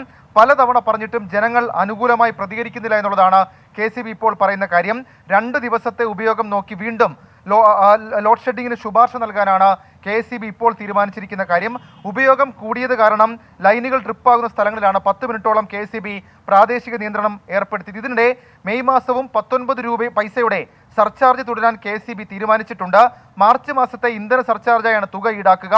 ഇതിൽ 10 പൈസ KSEBയുടെ സർചാർജും 9 പൈസ റെഗുലേറ്ററി കമ്മീഷന്റെ സർചാർജുമാണ്. ഗോപികൃഷ്ണൻ. ശരി, ഷഫീദ് റാവുത്തറാണ് വിവരങ്ങൾ നൽകിയത് തിരുവനന്തപുരത്ത് നിന്ന്. വൈദ്യുതി മുടങ്ങിയതിനെ തുടർന്ന് KCB ഓഫീസ് ആക്രമിച്ചതായി പരാതി. കോഴിക്കോട് പന്തീരങ്കാവിലാണ് സംഭവം. KCB ജീവനക്കാരുടെ പരാതിയിൽ പോലീസ് അന്വേഷണം തുടങ്ങിയിട്ടുണ്ട്. രാത്രി വൈദ്യുതി നിലച്ചതിനെ തുടർന്ന് പന്തീരങ്കാവ് KCB സെക്ഷൻ ഓഫീസിൽ ഒരു സംഘം അക്രമം നടത്തിയെന്നാണ് പരാതി. വ്യാഴാഴ്ച രാത്രി 12:30ഓടെയാണ് സംഭവം. ഓവർലോഡിനെ തുടർന്ന് ഡ്രിപ്പായതോടെ 4 തവണ കറന്റ് പോയതിന് പിന്നാലെയാണ് ആക്രമണമുണ്ടായത്. ഓഫീസിന്റെ ബോർഡ് തകർന്നിട്ടുണ്ട്. ഓഫീസ് കെട്ടിടത്തിന് നേരെ കല്ലെറിയുകയും അസഭ്യം പറയുകയും ചെയ്തു. ശബ്ദം കേട്ട് ഷട്ടർ ഇട്ടതിനാൽ കൂടുതൽ അക്രമ സംഭവങ്ങൾ ഉണ്ടായില്ലെന്ന് ജീവനക്കാർ പറഞ്ഞു. അസിസ്റ്റന്റ് എഞ്ചിനീയർ വി വിനീതിന്റെ നേതൃത്വത്തിൽ പരാതി നൽകി. ബോർഡ് നേരെ കല്ലെറിയും അതുപോലെ തന്നെ സൈഡിലുള്ള ബോർഡ് വലിച്ചു കീറുകയും ചെയ്തു. എന്നിട്ട് അകത്തേക്ക് പ്രവേശിക്കാൻ ശ്രമിച്ചു. ഈ ശബ്ദം കേട്ട് ഓവർസിയർ മുകളിലത്തെ ഗ്രില്ല് അടച്ചുകൊണ്ടാണ് നമുക്ക് അകത്തേക്ക് കയറി. ആളിന് ഒറ്റൊരാളെ ഉണ്ടായിരുന്നുള്ളൂ. അയാൾക്ക് വേറെ ഇതൊന്നും ഉണ്ടായില്ല. അദ്ദേഹത്തെ അസഹ്യം പറയും നമ്മുടെ ഗ്രില്ല് തകർക്കാൻ ശ്രമിക്കുകയും ചെയ്തിട്ടുണ്ട്. ഫീൽഡ് സ്റ്റാഫുകൾ അവരുടെ വർക്കിലായിരുന്നു. ഈ പറയുന്ന കണക്ക് ഫീഡർ റീഅറേഞ്ച് ചെയ്യാനും അതുപോലെ തന്നെ സെക്ഷൻ ഫീസ് പോയ വർക്കുകളുണ്ടായിരുന്നു. ഒരു ലൈൻമാനും ഒരു കോൺട്രാക്ട് സ്റ്റാഫുമാണ് ഉണ്ടായിരുന്നത്. അദ്ദേഹത്തിൻ്റെ കൂടെ ഈ പറയുന്ന സബ് എഞ്ചിനീയർ ഉണ്ടായിരുന്നു. 11 kV ഓപ്പറേറ്റ് ചെയ്യാനുള്ളതുകൊണ്ട് സബ് എഞ്ചിനീയറും ഫീൽഡിലുണ്ടായിരുന്നു. പന്തീരങ്കാവ് പോലീസ് എത്തി ഉദ്യോഗസ്ഥരുടെ മൊഴി രേഖപ്പെടുത്തി. സമീപത്തെ കടകളിൽ നിന്നുള്ള CCTV ദൃശ്യങ്ങൾ ശേഖരിച്ച് പോലീസ് അന്വേഷണം തുടരുകയാണ്. 24 കോഴിക്കോട്. സംസ്ഥാനത്ത് ചൂട് കുറയുന്നു. പാലക്കാട്, കോഴിക്കോട് ജില്ലകളിലെ ഉഷ്ണതരംഗ മുന്നറിയിപ്പ് കേന്ദ്ര കാലാവസ്ഥാ വകുപ്പ് പിൻവലിച്ചു. കള്ളക്കടൽ പ്രതിഭാസത്തെ തുടർന്ന് തീരദേശ മേഖലയിൽ പ്രഖ്യാപിച്ച റെഡ് അലേർട്ട് ഓറഞ്ച് അലേർട്ടാക്കി ലഘൂകരിക്കുകയും ചെയ്തു. അതേസമയം ഉഷ്ണതരംഗ സാധ്യതയുടെ പശ്ചാത്തലത്തിലുള്ള തൊഴിൽ സമയ ക്രമീകരണം ഹൈറേഞ്ച് മേഖലയ്ക്കും ബാധകമാണെന്ന് ലേബർ കമ്മീഷണർ ഉത്തരവിറക്കി. നേരത്തെ തൊഴിൽ സമയ ക്രമീകരണങ്ങളിൽ നിന്നും സമുദ്രനിരപ്പിൽ നിന്ന് 3000 അടി ഉയരമുള്ള പ്രദേശങ്ങളെ ഒഴിവാക്കിയിരുന്നു. ഉഷ്ണതരംഗത്തിന്റെ വ്യാപ്തി കണക്കിലെടുത്താണ് തോട്ടം തൊഴിലാളികളടക്കമുള്ള എല്ലാ തൊഴിലാളികൾക്കും ഉത്തരവ് ബാധകമാക്കിയത്. MG പ്രതീഷ് ഉണ്ട് തിരുവനന്തപുരത്ത് നിന്ന് ഞങ്ങളുടെ പ്രതിനിധി വിശദാംശങ്ങളുമായി. പ്രതീഷ്, ഇപ്പോൾ ഈ കേന്ദ്ര കാലാവസ്ഥാ വകുപ്പ് ഏറ്റവും പുതുതായി ഇറക്കിയിരിക്കുന്ന മുന്നറിയിപ്പുകളുടെ ക്രമം നോക്കുമ്പോൾ ഈ ഉഷ്ണതരംഗ മുന്നറിയിപ്പ് പിൻവലിച്ചിട്ടുണ്ട്. അതേസമയം തന്നെ അത്യുഷ്ണമായിരിക്കും കേരളത്തിൽ എല്ലായിടത്തും എന്നാണോ നമ്മൾ മനസ്സിലാക്കേണ്ടത്? അതോ ചൂട് പൊതുവെ എല്ലാ ജില്ലകളിലും കുറയാൻ പോകുന്നു എന്നാണോ? ഗോപികൃഷ്ണൻ, കഴിഞ്ഞ കുറേ നാളുകളായി കേരളത്തിൽ ഉണ്ടായിരുന്ന കൊടും ചൂടിന് നേരിയ ശമനമുണ്ടാകുമെന്നതാണ് കേന്ദ്ര കാലാവസ്ഥാ വകുപ്പ് പറഞ്ഞിരിക്കുന്നത്. പാലക്കാട്, കോഴിക്കോട് ജില്ലകളിലായിരുന്നു നിലവിൽ ഉഷ്ണതരംഗ മുന്നറിയിപ്പ് പ്രഖ്യാപിച്ചിരുന്നത്. ഈ ഉഷ്ണതരംഗ മുന്നറിയിപ്പ് നിലവിൽ കാലാവസ്ഥാ വകുപ്പ് പിൻവലിച്ചിട്ടുണ്ട്. എന്നാൽ ഈ വരും ദിവസങ്ങളിൽ സംസ്ഥാനത്ത് വിവിധ ജില്ലകളിൽ ഉയർന്ന താപനില ഉണ്ടാകുമെന്ന് തന്നെയാണ് കേന്ദ്ര കാലാവസ്ഥാ വകുപ്പ് പറയുന്നത്. പ്രധാനമായും പാലക്കാട്, കോഴിക്കോട്, കൊല്ലം, തൃശൂർ ജില്ലകളിലാണ് താപനില വർദ്ധിക്കാനുള്ള സാധ്യത. പാലക്കാട് ജില്ലയിൽ ഈ തിങ്കളാഴ്ച വരെ 39 ഡിഗ്രി സെൽഷ്യസ് വരെ ചൂട് ഉയരുമെന്നതാണ് കാലാവസ്ഥാ വകുപ്പിന്റെ പ്രവചനം. ഈ കോഴിക്കോട്, തൃശൂർ, കൊല്ലം ജില്ലകളിൽ 37 മുതൽ 38 ഡിഗ്രി സെൽഷ്യസ് വരെ താപനില വർദ്ധിക്കാനും ഒരു സാധ്യതയുണ്ട്. മെയ് 8 കൂടി തന്നെ വേനൽ മഴ എത്തുമെന്നതാണ് കാലാവസ്ഥാ വകുപ്പ് പറയുന്ന കാര്യം. ഈ മാസം പകുതിയോടുകൂടി തന്നെ സംസ്ഥാനത്ത് വേനൽ മഴ കൂടുതൽ ശക്തമാകുമെന്നും നിലവിൽ അനുഭവിച്ചുകൊണ്ടിരിക്കുന്ന ഈ ഒരു ചൂടിന് ശമനമാകുമെന്നതുമാണ് കാലാവസ്ഥാ വകുപ്പിന്റെ തന്നെ കണക്കുകൂട്ടൽ. മറ്റൊരു കാര്യം ഈ കള്ളക്കടൽ പ്രതിഭാസമാണ്. കള്ളക്കടൽ പ്രതിഭാസവുമായി ബന്ധപ്പെട്ട ഈ കേരളത്തിന്റെ തീരമേഖലകളിൽ റെഡ് അലർട്ട് പ്രഖ്യാപിച്ചിരുന്നു. കേന്ദ്ര സമുദ്ര ഗവേഷണ കേന്ദ്രമാണ് ഈ റെഡ് അലർട്ട് പ്രഖ്യാപിച്ചിരുന്നത്. ഇത് പിൻവലിച്ച് ഓറഞ്ച് അലർട്ടാക്കി മാറ്റിയിട്ടുണ്ട്. അതേസമയം ഓറഞ്ച് അലർട്ട് ആണെങ്കിൽ കൂടിയും തീരമേഖലയിൽ പ്രത്യേക ജാഗ്രത വേണമെന്ന ഒരു മുന്നറിയിപ്പാണ് കാലാവസ്ഥാ വകുപ്പും സമുദ്ര ഗവേഷണ വകുപ്പും നൽകിയിരിക്കുന്ന കാര്യം. 1.5 മീറ്റർ വരെ ഉയരത്തിൽ വലിയ തിരമാലകൾക്ക് സാധ്യതയുണ്ട്. മത്സ്യത്തൊഴിലാളികളും തീരമേഖലകളിലേക്ക് പോകുന്ന വിനോദസഞ്ചാരികളും പ്രത്യേക ജാഗ്രത വേണമെന്നും ഈ മുന്നറിയിപ്പിൽ പറയുന്നുണ്ട്. എന്തായാലും തീരത്തും കരയിലും കടലിലും ഒരുപോലെ ചൂട് ബാധിച്ച ഒരു സാഹചര്യമാണ്. വൈകാതെ തന്നെ ഇതിന് ഒരു ശമനം ഉണ്ടാകുമെന്ന് തന്നെയാണ് കാലാവസ്ഥാ വകുപ്പിന്റെ പ്രവചനത്തിൽ നിന്ന് മനസ്സിലാക്കാൻ കഴിയുന്ന കാര്യം. MG പ്രതീഷാണ് വിവരങ്ങൾ നൽകിയത് തിരുവനന്തപുരത്ത് നിന്ന്. ബംഗാൾ ഗവർണർ CV ആനന്ദബോസിനെതിരായ ലൈംഗിക അതിക്രമ പരാതിയിൽ ചോദ്യം ചെയ്യലിന് ഹാജരാകാൻ ജീവനക്കാർക്ക് നിർദ്ദേശം. രാജ്ഭവനിലെ 4 ജീവനക്കാർക്കാണ് പ്രത്യേക അന്വേഷണ സംഘം നിർദ്ദേശം നൽകിയത്. CCTV ദൃശ്യങ്ങൾ ഹാജരാക്കാനും പോലീസ് ആവശ്യപ്പെട്ടിട്ടുണ്ട്. നിതിൻ അംബുജൻ ഡൽഹിയിൽ നിന്നുണ്ട് വിവരങ്ങളുമായി. നിതിൻ, ഈ CV ആനന്ദബോസിനെതിരായ പരാതിയിൽ രാജ്ഭവൻ ജീവനക്കാർക്ക് ആണോ നിർദ്ദേശം നൽകിയിരിക്കുന്നത് ഹാജരാകാൻ? വിവരങ്ങൾ എന്തൊക്കെയാണ്? ഗോപി, ഇന്നലെയാണ് ഇതുമായി ബന്ധപ്പെട്ട് പോലീസ് ഒരു പ്രത്യേക സംഘത്തെ നിയോഗിച്ചത്. 8-അംഗ സംഘമാണ് ഇതിൽ കേസ് അന്വേഷിക്കുന്നത്. ഇന്നിപ്പോൾ തുടർ നടപടി എന്ന നിലയിൽ തന്നെയാണ് ഇപ്പോൾ പോലീസ് രാജ്ഭവനിലെത്തിക്കൊണ്ട് ജീവനക്കാർക്ക് ചോദ്യം ചെയ്യലിന് ഹാജരാകാൻ നിർദ്ദേശം നൽകിയിരിക്കുന്നത്. 4 ജീവനക്കാർക്കാണ് ഇപ്പോൾ നിർദ്ദേശം നൽകിയിരിക്കുന്നത്. അതോടൊപ്പം തന്നെ രാജ്ഭവനിലെ CCTV ദൃശ്യങ്ങൾ ഹാജരാക്കാനും ആവശ്യപ്പെട്ടിട്ടുണ്ട്. തുടർ നടപടിയുമായി പോലീസ് മുന്നോട്ട് പോവുകയാണ്. ഏറ്റവും പ്രധാനപ്പെട്ട കാര്യം നമുക്കറിയാം, നേരത്തെ തന്നെ നൽകിയ പരാതിയിൽ ഏപ്രിൽ 24-നും അതോടൊപ്പം തന്നെ മെയ് 2-നുമാണ് ഇത്തരത്തിൽ ഗവർണറിൽ നിന്നും ലൈംഗിക പീഡന പരാതി സംബന്ധിച്ചൊരു പരാതിക്ക് ആസ്പദമായ സംഭവം ഉണ്ടായത്. അതിനുശേഷം പോലീസിൽ പരാതി നൽകുകയും പിന്നീട് ദ്രുതഗതിയിൽ തന്നെ പോലീസ് അതുമായി ബന്ധപ്പെട്ട ഒരു അന്വേഷണ സംഘത്തെ രൂപീകരിക്കുകയും തുടർ നടപടിയിലേക്ക് പോവുകയാണ് ചെയ്യുന്നത്. എന്നാൽ നമുക്കറിയാം, ഗവർണർക്ക് നൽകുന്ന ഭരണഘടനാപരമായ പരിരക്ഷ ആർട്ടിക്കിൾ 361 പ്രകാരം സ്വാഭാവികമായിട്ടും പോലീസിൽ കേസ് അന്വേഷണം നടത്തി പിന്നീട് സർക്കാർ റിപ്പോർട്ട് സമർപ്പിക്കാനേ സാധിക്കുകയുള്ളൂ. അത്തരം നടപടി തന്നെയാകും പോലീസ് മുന്നോട്ട് പോവുക. അതിനുശേഷം സർക്കാർ ഒരുപക്ഷെ റിപ്പോർട്ട് രാഷ്ട്രപതിക്ക് കൈമാറാനാണ് സാധ്യത. എന്തായാലും ഈ വിഷയം രാഷ്ട്രീയമായി തന്നെ ഇപ്പോൾ ബംഗാളിൽ തൃണമൂൽ കോൺഗ്രസ് ഉയർത്തുകയാണ്. തെരഞ്ഞെടുപ്പ് പ്രചരണ വേളയിൽ എന്തുകൊണ്ട് BJP ഈ വിഷയത്തിൽ മൗനം പാലിക്കുന്നു എന്ന ചോദ്യമാണ് ഇപ്പോൾ തൃണമൂൽ കോൺഗ്രസ് ഉന്നയിക്കുന്നത്. എന്തായാലും ആനന്ദ് ബോസുമായി ബന്ധപ്പെട്ട ഈ ഒരു വിവാദങ്ങളിൽ അദ്ദേഹം പ്രതികരിച്ചത് ഇതിൽ കൃത്യമായ രാഷ്ട്രീയമുണ്ട്, ബംഗാളിലെ അഴിമതിക്കെതിരെ ശക്തമായ പോരാട്ടം തുടരുമെന്നാണ്. ഇതിനിടയിലാണ് ഇപ്പോൾ പ്രത്യേക അന്വേഷണ സംഘം രൂപീകരിച്ച് അന്വേഷണമായി പോലീസ് മുന്നോട്ട് പോകുന്നത്. 4 ജീവനക്കാരോട് ഹാജരാകാനാണ് ഇപ്പോൾ ആവശ്യപ്പെട്ടിരിക്കുന്നത്. 2 ദിവസത്തിനകം തന്നെ ചോദ്യം ചെയ്യലിന് ഹാജരാകാനാണ് ഇപ്പോൾ നിർദ്ദേശം നൽകിയിരിക്കുന്നത്. ശരി, നിതിൻ അംബുജനാണ് വിവരങ്ങൾ നൽകിയത് ഡൽഹിയിൽ നിന്ന്. ഇസ്രയേൽ ബന്ധത്തിന്റെ പേരിൽ പിടിച്ചെടുത്ത കപ്പലിലെ ജീവനക്കാരെ ഇറാൻ സ്വതന്ത്രരാക്കിയിട്ടും വിട്ടയക്കാൻ കപ്പൽ കമ്പനി തയ്യാറാകുന്നില്ലെന്ന് ആരോപണം. MSC ഏരീസ് കമ്പനിക്കെതിരെ മലയാളി ജീവനക്കാരുടെ കുടുംബം രംഗത്തുണ്ട്. ക്രൂ ചേഞ്ചിങ് നടത്താതെ പോകരുതെന്നാണ് ജീവനക്കാർക്ക് കമ്പനി നൽകിയ നിർദ്ദേശമെന്ന് കോഴിക്കോട് സ്വദേശി ശ്യാംനാഥിന്റെ പിതാവ് വിശ്വനാഥൻ പറഞ്ഞു. ക്രൂ ചേഞ്ചിങ് ഒരു മേജർ പാർട്ടാണ്. ഓഫ് കോഴ്സ് ഷിപ്പ് അങ്ങനെ ഐഡിയലായിട്ട് ഇടാൻ പറ്റുമോ? അതിൻ്റെ ഓരോ ഭാഗവും വർക്ക് ചെയ്യണ്ടേ? പിന്നെ ഷിപ്പിൽ സാധനങ്ങളുണ്ട്. ഷിപ്പ് ഇപ്പോൾ ഇറാൻകാരാണ് കൊണ്ടുപോകാൻ വിചാരിച്ചാൽ അതൊരു പ്രശ്നമല്ലേ മുതലാളിക്കും? മുതലാളിയും ട്രൈ ചെയ്യുന്നുണ്ടായിരിക്കാം. ജീവനക്കാരെ വിട്ടയക്കാൻ ഇറാൻ സന്നദ്ധത അറിയിച്ചതായി വാർത്തകളുണ്ടായിരുന്നു. ഇക്കാര്യം വിദേശകാര്യ മന്ത്രാലയം സ്ഥിരീകരിച്ചിട്ടില്ല. രാഹുൽ സുരേഷ് ഉണ്ട് കോഴിക്കോട് നിന്ന് വിവരങ്ങളുമായി. രാഹുൽ, എന്താണ് ഈ കേസിൽ കുടുംബങ്ങളുടെ പരാതി? ഗോപികൃഷ്ണൻ, ശ്യാംനാഥിന്റെ കുടുംബം പറയുന്നതനുസരിച്ച് നിലവിൽ MSC കമ്പനിയാണ് ഇതിൽ വലിയ പ്രതിസന്ധിയാവുന്നത്. ഇറാൻ ഇതിനോടകം തന്നെ ജീവനക്കാരെ സ്വതന്ത്രരാക്കിയതാണ്. പക്ഷേ ക്രൂ ചേഞ്ചിങ് നടത്താതെ ജീവനക്കാരോട് പോകരുതെന്നാണ് MSC കമ്പനി പറഞ്ഞിട്ടുള്ളത്.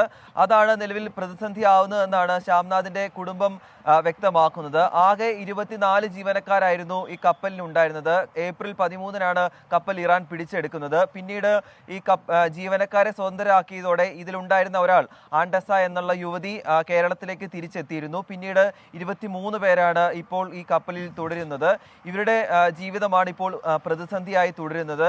ഈ കമ്പനി ഇതിൽ വേണ്ട നടപടി സ്വീകരിക്കണമെന്നാണ് ശ്യാംനാഥിന്റെ കുടുംബം പറയുന്നത്.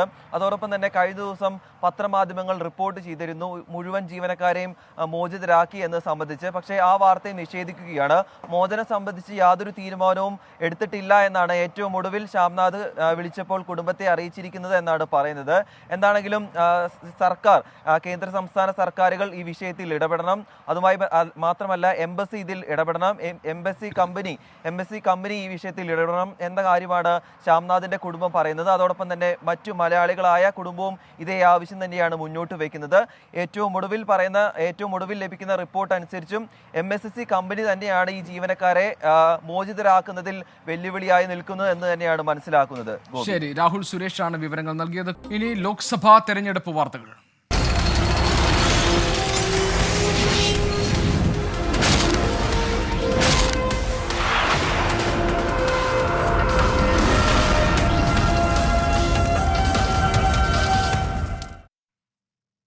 തൃശൂരിൽ K മുരളീധരന് 20,000-ൽ കുറയാത്ത ഭൂരിപക്ഷം ഉണ്ടാകുമെന്ന് KPCC നേതൃയോഗത്തിൽ വിലയിരുത്തൽ. 2ാം സ്ഥാനത്ത് LDF ആയിരിക്കുമെന്നാണ് നിഗമനം. 16 മണ്ഡലങ്ങളിൽ വിജയം ഉറപ്പെന്നാണ് KPCCയുടെ കണക്കുകൂട്ടൽ. പാലക്കാട്, കണ്ണൂർ, ആറ്റിങ്ങൽ, മാവേലിക്കര എന്നീ മണ്ഡലങ്ങളിൽ കടുത്ത മത്സരം നേരിട്ടുവെന്നും ഇന്ന് ചേർന്ന KPCC യോഗം വിലയിരുത്തുന്നു. UDF 20-ൽ 20 സീറ്റുകളും വിജയിക്കുമെന്ന ആത്മവിശ്വാസം ഇതിന്റെ തെരഞ്ഞെടുപ്പ് കഴിഞ്ഞ അന്നു മുതൽ ഞങ്ങൾക്കുണ്ടായിരുന്നു. ആ വിലയിരുത്തലിലാണ് ഈ യോഗം എത്തിച്ചേർന്നത്. വടകര കോൺസ്റ്റിറ്റ്യുവൻസിയിൽ വലിയ ഒരു വർഗീയ വിദ്വേഷ പ്രചരണം നടക്കുകയാണ്. ശ്രീ ഷാഫി പറമ്പിലിന്റെ പേരിൽ ഒരു അശ്ലീല വീഡിയോ ഉണ്ടെന്ന് പറഞ്ഞാണ് പ്രചരണം തുടങ്ങിയത്. മതേതരത്വത്തിൽ ഊന്നി നിന്നുകൊണ്ടുള്ള ഈ അവരുടെ ക്യാമ്പയിനെ നേരിടാനുള്ള പ്രചരണം ഏറ്റെടുക്കാൻ KPCC തീരുമാനിച്ചിരിക്കുകയാണ്. UDFന്റെ നേതൃത്വത്തിൽ 11-ാം തീയതി അവിടെ ഒരു കൂട്ടായ്മ സംഘടിപ്പിച്ചിട്ടുണ്ട്. സലീം മാലിക് ഞങ്ങളുടെ പ്രതിനിധിയുണ്ട് തിരുവനന്തപുരത്ത് നിന്ന്. സലീം, എന്താണ് 20 ലോക്സഭാ മണ്ഡലങ്ങളുടെയും കാര്യത്തിൽ KPCC യോഗത്തിന്റെ വിലയിരുത്തൽ? ഗോപി, ഈ തെരഞ്ഞെടുപ്പ് പ്രഖ്യാപിക്കുന്നതിന് മുൻപ് തന്നെ 2020 എന്നൊരു നിലപാടിലായിരുന്നു UDF നേതാക്കൾ അത്രയും ഉണ്ടായിരുന്നത്. തെരഞ്ഞെടുപ്പ് കഴിഞ്ഞതിന് ശേഷവും ആ പ്രതീക്ഷകൾ പങ്കുവച്ചിരുന്നു. ഇപ്പോൾ KPCC നേതൃയോഗത്തിന് ശേഷവും ഏറെക്കുറെ ആ നിലപാടിൽ തന്നെ തുടരുകയാണ് നേതാക്കൾ എന്നുള്ളതാണ് പ്രധാനപ്പെട്ട കാര്യം. ഒപ്പം തന്നെ ഈ കടുത്ത മത്സരം നടക്കുന്ന ചില മണ്ഡലങ്ങളിൽ അവിടെയും ഏറ്റവും അവസാന ലാപ്പിൽ വലിയ പ്രശ്നങ്ങൾ ഉണ്ടായിരുന്ന മണ്ഡലങ്ങളുണ്ടായിരുന്നു. 4ഓളം മണ്ഡലങ്ങളിൽ അത്തരം പ്രശ്നങ്ങൾ ഉണ്ടായിരുന്നു.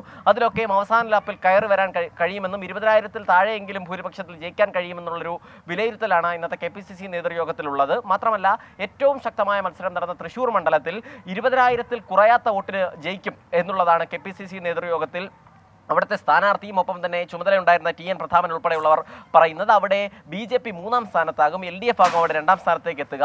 നാട്ടിക, പുതുക്കാട് എന്നീ മണ്ഡലങ്ങളിൽ മാത്രം VS സുനിൽകുമാർ ലീഡ് ചെയ്യും. ബാക്കി എല്ലാ നിയമസഭാ മണ്ഡലങ്ങളിലും K മുരളീധരൻ തന്നെ ലീഡ് ചെയ്യുന്ന സാഹചര്യം ഉണ്ടാകും. മാത്രമല്ല, അതിൽ തന്നെ തൃശ്ശൂരിൽ BJP 2-ം സ്ഥാനത്തെത്തും എന്നുള്ളതുമാണ് തൃശ്ശൂർ മണ്ഡലവുമായി ബന്ധപ്പെട്ടുള്ളൊരു വിലയിരുത്തൽ. അവിടുത്തെ ഈ സാമുദായിക സമവാക്യങ്ങൾ കൂടി കണക്കിലെടുത്തുകൊണ്ടുള്ള ഒരു വിലയിരുത്തലാണ് നടത്തിയത്. കഴിഞ്ഞ തവണ സുരേഷ് ഗോപിക്ക് ഒരു പ്രത്യേക സാഹചര്യത്തിൽ പോയ ഈഴവ വോട്ടുകൾ ഇത്തവണ അത് VS സുനിൽകുമാറിലേക്ക് ഒരു വിഭാഗം വോട്ടുകൾ പോകും. മറ്റൊരു വിഭാഗം വോട്ടുകൾ K മുരളീധരനിലേക്കും എത്തും. മാത്രമല്ല, മണ്ഡലത്തിലെ മുസ്ലിം വോട്ടുകൾ അവസാന നിമിഷം മുഴുവനായി തന്നെ കോൺഗ്രസിന് വോട്ട് ചെയ്യുന്ന ഒരു സാഹചര്യം ഉണ്ടായിട്ടുണ്ട് എന്നുള്ളതാണ് ഒരു വിലയിരുത്തൽ. മാത്രമല്ല, ഈ കടുത്ത മത്സരം നേരിട്ടു എന്ന ഒരു വിലയിരുത്തൽ ഉണ്ടായത് പാലക്കാട്, കണ്ണൂർ, ആറ്റിങ്ങൽ, മാവേലിക്കര എന്നീ മണ്ഡലങ്ങളിലാണ്. ഈ മണ്ഡലങ്ങളിലൊക്കെയും മത്സരത്തിന്റെ തുടക്കത്തിൽ വലിയ പ്രശ്നങ്ങൾ ഉണ്ടായിരുന്നു. പക്ഷേ അതൊക്കെയും അവസാന നിമിഷം പരിഹരിച്ചു എന്നുള്ളൊരു വിലയിരുത്തലുമുണ്ട്. കണ്ണൂരിലാകട്ടെ അവിടെ ആദ്യഘട്ടത്തിലെ പ്രശ്നങ്ങളൊക്കെയും പരിഹരിക്കാൻ കഴിഞ്ഞു എന്നുള്ളതാണ് ഈ നേതൃയോഗത്തിൽ K സുധാകരൻ സ്വീകരിച്ച നിലപാട്.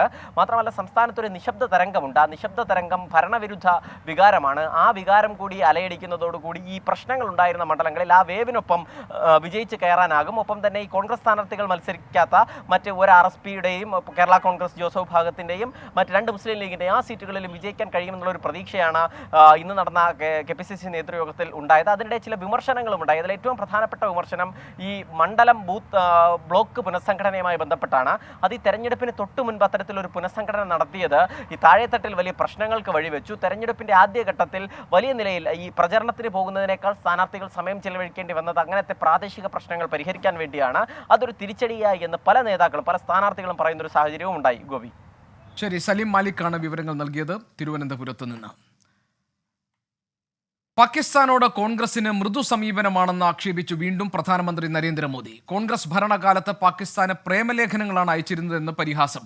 ഭീകരവാദം തടയുന്നതിൽ കോൺഗ്രസ് പരാജയപ്പെട്ടുവെന്നും കോൺഗ്രസ് നേതാക്കൾ അവർക്കു വേണ്ടി മാത്രമാണ് സമ്പാദിക്കുന്നതെന്നും നരേന്ദ്രമോദി പരിഹസിച്ചു. യാദ് കരിയേ कांग्रेस के समय क्या हाल था। यहां बम फूटते थे, आतंकवादी गोलियां चलाते थे, निर्दोषों को मौत के घाट उतारते थे और दिल्ली की सरकार पाकिस्तान को लव लेटर भेजती थी। लव लेटर, अमन की आस लगाती थी, अमन की आस। ജാർഖണ്ഡിലെ പാലാമുവിൽ തെരഞ്ഞെടുപ്പ് റാലി അഭിസംബോധന ചെയ്യുമ്പോഴായിരുന്നു പ്രധാനമന്ത്രി നരേന്ദ്രമോദിയുടെ ഈ പരാമർശങ്ങൾ. അച്യുതൻ ഞങ്ങളുടെ പ്രതിനിധിയുണ്ട് വിവരങ്ങളുമായി. അച്യുതൻ, വീണ്ടും കോൺഗ്രസിനെ രൂക്ഷമായ ഭാഷയിൽ ആക്രമിച്ചുകൊണ്ടാണല്ലോ നരേന്ദ്രമോദിയുടെ തെരഞ്ഞെടുപ്പ് റാലികളിലെ പ്രസംഗങ്ങൾ. ഇപ്പോൾ പാകിസ്ഥാനോട് കോൺഗ്രസിന് മൃദു സമീപനമാണെന്ന ആരോപണം ഉന്നയിക്കപ്പെട്ടിരിക്കുന്നു. തീർച്ചയായിട്ടും ഗോപികൃഷ്ണൻ, അതായത് കോൺഗ്രസിനെ ലക്ഷ്യം വെച്ചുകൊണ്ടുള്ള ഈ പ്രചരണ വാക്കുകളാണ് മോദി പല ഘട്ടങ്ങളിലായുള്ള റാലിയിൽ ഉന്നയിച്ചിട്ടുള്ളത്. ഇന്ന് ജാർഖണ്ഡിലെ പലാമുവിലെ റാലിയിലും കോൺഗ്രസിനെതിരെ രൂക്ഷ വിമർശനമാണ് ഉന്നയിച്ചത്. അതായത് ഈ ഭീകരാക്രമണം നടന്ന സമയങ്ങളിൽ കോൺഗ്രസ് സർക്കാർ പാകിസ്ഥാന് പ്രേമലേഖനങ്ങൾ അയക്കുകയാണ് ഉണ്ടായതെന്നുള്ള പരിഹാസ രൂപേണയുള്ള വിമർശനങ്ങളാണ് ഉന്നയിച്ചിരിക്കുന്നത്. ഒപ്പം തന്നെ ഭീകരവാദം തടയുന്നതിൽ കോൺഗ്രസ് പരാജയപ്പെട്ടു. 2014 ഒരു വോട്ട് കൊണ്ട് കോൺഗ്രസിന്റെ അഴിമതി സർക്കാരിനെ ജനങ്ങൾ നീക്കം ചെയ്തുവെന്നും പ്രധാനമന്ത്രി ജാർഖണ്ഡിൽ റാലി അഭിസംബോധന ചെയ്ത് സംസാരിക്കുകയുണ്ടായി. കോൺഗ്രസ് നേതാക്കൾ സമ്പാദിക്കുന്നത് അവർക്ക് വേണ്ടി മാത്രമാണ്, രാജ്യത്തെ ജനങ്ങൾക്ക് വേണ്ടി രൂപ പോലും വിനിയോഗിക്കുന്നില്ല എന്നുള്ള ആക്ഷേപം കൂടി പ്രധാനമന്ത്രിയുടെ ഭാഗത്തു നിന്നുണ്ടാകുന്നുണ്ട്.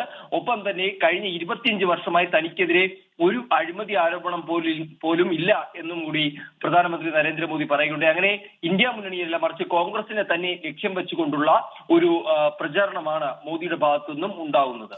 ഗോപികൃഷ്ണൻ. ആർ അച്യുതനാണ് വിവരങ്ങൾ നൽകിയത് ഡൽഹിയിൽ നിന്ന്. കർണാടകയിലെ JDS നേതാവ് പ്രജ്വൽ രേവണ്ണയ്ക്കെതിരെ വീണ്ടും ലൈംഗിക അതിക്രമ കേസ്. ഹാസനിലെ JDS പ്രാദേശിക നേതാവായ യുവതിയുടെ പരാതിയിന്മേലാണ് കേസെടുത്തത്. വീട്ടുജോലിക്കാരിയെ പീഡിപ്പിച്ച കേസിൽ പ്രജ്വലിന്റെ പിതാവ് HD രേവണ്ണയെ അറസ്റ്റ് ചെയ്യാനാണ് അന്വേഷണ സംഘത്തിന്റെ ഇപ്പോഴത്തെ നീക്കം. അന്വേഷണ സംഘത്തിന് മുമ്പാകെ ലഭിച്ച പുതിയ പരാതിയിൽ പ്രജ്വലിനെതിരെ ഗുരുതര ആരോപണങ്ങളാണ് ഉള്ളത്. 3 വർഷക്കാലം നിർബന്ധിച്ച് ലൈംഗിക പീഡനത്തിന് ഇരയാക്കിയെന്നാണ് യുവതിയുടെ പരാതി. പീഡന ദൃശ്യങ്ങൾ മൊബൈൽ ഫോണിൽ പകർത്തി ഭീഷണിപ്പെടുത്തിയെന്നും യുവതിയുടെ മൊഴിയിൽ പറയുന്നു. പുറത്തുവന്ന ദൃശ്യങ്ങളിലുള്ള സ്ത്രീകളെ അന്വേഷിച്ച് കണ്ടെത്തിയാണ് പോലീസ് മൊഴി രേഖപ്പെടുന്നത്. എന്നാൽ കൂടുതൽ പേരും ഭയം കാരണം പരാതി നൽകാൻ വിസമ്മതിക്കുകയാണ്. പ്രജ്വലിനെ നാട്ടിലെത്തിക്കാൻ ലുക്കൌട്ട് സർക്കുലർ ഇറക്കിയെങ്കിലും പ്രജ്വൽ എന്ന് തിരികെത്തുമെന്നതിൽ പോലീസിന് വ്യക്തതയില്ല. അതിനിടെ വീട്ടുജോലിക്കാരിയെ പീഡിപ്പിച്ച കേസിൽ പ്രജ്വലിന്റെ പിതാവ് HD രേവണ്ണയെ അറസ്റ്റ് ചെയ്യാനൊരുങ്ങുകയാണ് അന്വേഷണ സംഘം. ലൈംഗികാതിക്രമ കേസിന് പുറമെ മറ്റൊരു തട്ടിക്കൊണ്ടുപോകൽ കേസ് കൂടി രജിസ്റ്റർ ചെയ്തതോടെയാണ് മുൻമന്ത്രി HD രേവണ്ണയ്ക്കുമേൽ കുരുക്ക് മുറുകിയത്. നോട്ടീസ് നൽകിയിട്ടും ചോദ്യം ചെയ്യലിന് ഹാജരാകാത്തതിനെ തുടർന്ന് രേവണ്ണയ്ക്കെതിരെ പോലീസ് ലുക്കൌട്ട് നോട്ടീസ് ഇറക്കിയിരുന്നു. രേവണ്ണ നാടുവിട്ടു പോകാൻ സാധ്യതയുണ്ടെന്നാണ് അന്വേഷണ സംഘം പറയുന്നത്. 24 ബംഗളൂരു. പഞ്ചാബിൽ പ്രതിഷേധത്തിനിടെ കർഷകൻ മരിച്ചു. പട്യാലയിൽ BJP സ്ഥാനാർത്ഥിക്ക് നേരെ നടന്ന കർഷക പ്രതിഷേധത്തിനിടെയാണ് സംഭവം. നിതിൻ അംബുജൻ ഉണ്ട് ഡൽഹിയിൽ നിന്ന് വിവരങ്ങൾ നൽകാൻ. നിതിൻ, എന്താണ് സംഭവിച്ചത്? ഗോപി, പഞ്ചാബിൽ ഇപ്പോഴും BJP സ്ഥാനാർത്ഥികൾക്ക് എതിരെ വലിയ പ്രതിഷേധം ഇപ്പോഴും അരങ്ങേറുന്നുണ്ട്. പഞ്ചാബിലെ സിംഗു, ഖനൌരി തുടങ്ങിയ അതിർത്തിയിൽ കർഷകരുടെ പ്രതിഷേധം തുടരുകയാണ്. ഇതിനിടയിലാണ് പട്യാലയിൽ വെച്ച് BJP സ്ഥാനാർത്ഥിയായ പ്രണീത് കൗറിന്റെ പരിപാടിയിൽ പ്രതിഷേധവുമായി കർഷകർ എത്തിയത്. ഈ കർഷകരുമായി പോലീസുമായി ഏറ്റുമുട്ടലുണ്ടായി. ഇതിനിടയിലാണ് പോലീസുമായുള്ള സംഘർഷത്തിൽ ഒരു കർഷകൻ കൊല്ലപ്പെടുന്ന സാഹചര്യം ഉണ്ടായത്. രാജ്പുരയിലാണ് ഈ ഒരു സംഭവം ഉണ്ടായത്. സുരിന്ദർ പാൽ സിംഗ് ആണ് ഇത്തരത്തിൽ പോലീസുമായുണ്ടായ ഉന്തും തള്ളിലും നിലത്ത് വീഴുകയും അതിനുശേഷം തലയ്ക്ക് പരിക്കേൽക്കുകയും ചെയ്തത്. എന്തായാലും വലിയ പ്രതിഷേധം ഇപ്പോൾ കർഷകരുടെ ഭാഗത്തുനിന്നും ഉയർന്നിട്ടുണ്ട്. പട്യാലയിലെ രാജ്പുര മേഖലയിലാണ് സംഭവം. നിതിൻ അംബുജനാണ് വിവരങ്ങൾ നൽകിയത്. പട്യാലയിലാണ് BJP സ്ഥാനാർത്ഥിക്ക് നേരെ നടന്ന കർഷക പ്രതിഷേധത്തിനിടെ സംഭവം ഉണ്ടായത്. അതിൽ ഒരു പഞ്ചാബിൽ പ്രതിഷേധത്തിനിടെ കർഷകൻ മരിച്ചിരിക്കുന്നു. അതിന്റെ വിശദാംശങ്ങളാണ് നിതിൻ ഇപ്പോൾ നൽകിയത്. ഡ്രൈവിംഗ് ടെസ്റ്റ് പരിഷ്കരണത്തിൽ ഇളവുകൾ അനുവദിച്ച് ഗതാഗത വകുപ്പിന്റെ പുതിയ സർക്കുലർ. പ്രതിദിന ടെസ്റ്റുകൾ 40 ഉയർത്തി. 15 വർഷത്തിലധികം പഴക്കമുള്ള വാഹനങ്ങൾ മാറ്റാൻ 6 മാസത്തെ സാവകാശം അനുവദിക്കും.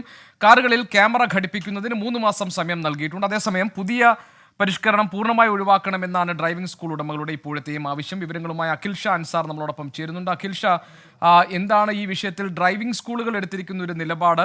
ചില ഇളവുകൾ വരുത്താൻ സർക്കാർ തീരുമാനിച്ചിട്ടുണ്ട്, അതിനോട് യോജിക്കേണ്ട എന്നാണോ? ഗോപികൃഷ്ണൻ, ഈ ഡ്രൈവിംഗ് സ്കൂളുകളും അതുപോലെ തന്നെ ഇതുമായി ബന്ധപ്പെട്ട് പ്രതിഷേധം നടത്തിയ വിവിധ സംഘടനകളും അവരുടെ നിലപാട് ഇന്ന് വൈകിട്ടോടുകൂടി തന്നെ അറിയാൻ കഴിയും. ചില യോഗങ്ങളൊക്കെ ഇതിന്റെ ഭാഗമായി നടക്കുന്നുണ്ട്. പ്രത്യേകിച്ച് CITU അതിന്റെ ഭാരവാഹി യോഗം ഈ ഘട്ടത്തിൽ നടക്കുന്നുണ്ട്. അതുകൂടെയൊക്കെ കണക്കിലെടുത്ത് അതിലായിരിക്കും ഒരു തീരുമാനം ഉണ്ടാവുക. അതുപോലെ തന്നെ മറ്റ് സംഘടനകളും അവരുടേതായ യോഗങ്ങൾ ചേരും. അതിനുശേഷം ഈ സർക്കുലർ പരിശോധിച്ചതിന് ശേഷമാകും ഇനി ഏത് തരത്തിലായിരിക്കണം ഈ സമരം മുന്നോട്ട് കൊണ്ടുപോകേണ്ടത്, മറ്റ് നടപടിക്രമങ്ങൾ എങ്ങനെയായിരിക്കണം എന്നുള്ള കാര്യത്തിൽ തീരുമാനമാവുക. എന്തായാലും ഇവരുടെ ആവശ്യപ്രകാരം കഴിഞ്ഞ ദിവസം ഈ ഗതാഗത കമ്മീഷണറെ ഇവർ കാണുകയും ഇതുമായി ബന്ധപ്പെട്ട് ഒരു ചർച്ച നടത്തുകയും ചെയ്തു. ഈ ചർച്ചയുടെ കൂടി അടിസ്ഥാനത്തിലാണ് ചില ഇളവുകൾ ഈ സർക്കുലറിൽ വരുത്തിയിരിക്കുന്നത്. ഏറ്റവും പ്രധാനമായും ഈ പ്രതിദിന ടെസ്റ്റുകളുടെ എണ്ണം 30 നിന്ന് 40 ഉയർത്തിയിട്ടുണ്ട്. ഒപ്പം ഈ 15 വർഷം കാലം കഴിഞ്ഞ വാഹനങ്ങൾ അത് മാറ്റാനായി ഒരു 6 മാസം സമയം കൊടുത്തിട്ടുണ്ട്. ഒപ്പം ഈ വണ്ടികളിൽ ഡാഷ്ബോർഡ് ക്യാമറകൾ ഘടിപ്പിക്കുന്നതിന് ഒരു 3 മാസത്തെ സമയം കൂടി അനുവദിച്ചിട്ടുണ്ട്. ഈ ഗ്രൗണ്ടുകൾ, അതായത് ഈ ടെസ്റ്റ് ഗ്രൗണ്ടുകൾ നവീകരിക്കുന്നതിനും കുറച്ചുകൂടി സമയം അനുവദിച്ചിട്ടുണ്ട്. അതുവരെ ഈ ഹെച്ച് ഉൾപ്പെടെയുള്ള ടെസ്റ്റുകൾ നിലവിലുള്ള ഗ്രൗണ്ടുകളിൽ തന്നെ നടത്താമെന്നുള്ള കാര്യവും പുതിയ സർക്കുലറിൽ പറയുന്നുണ്ട്. പക്ഷേ ഗ്രൗണ്ടുകൾ ഉടൻ തന്നെ നവീകരിക്കണമെന്നുള്ള നിർദ്ദേശവും ഈ സർക്കുലറിലുണ്ട്. എന്തായാലും ഈ സമരം തുടരാനാണോ ഇല്ലയോ എന്നുള്ള കാര്യത്തിൽ ഇന്ന് വൈകുന്നേരത്തോടുകൂടിയാണ് തീരുമാനം ഉണ്ടാവുക. അഖിൽ ഷാ അൻസാർ ആണ് വിവരങ്ങൾ നൽകിയത് തിരുവനന്തപുരത്ത് നിന്ന്.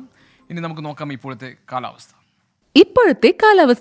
സമർപ്പിക്കുന്നത് Berger paints 100 years of trust.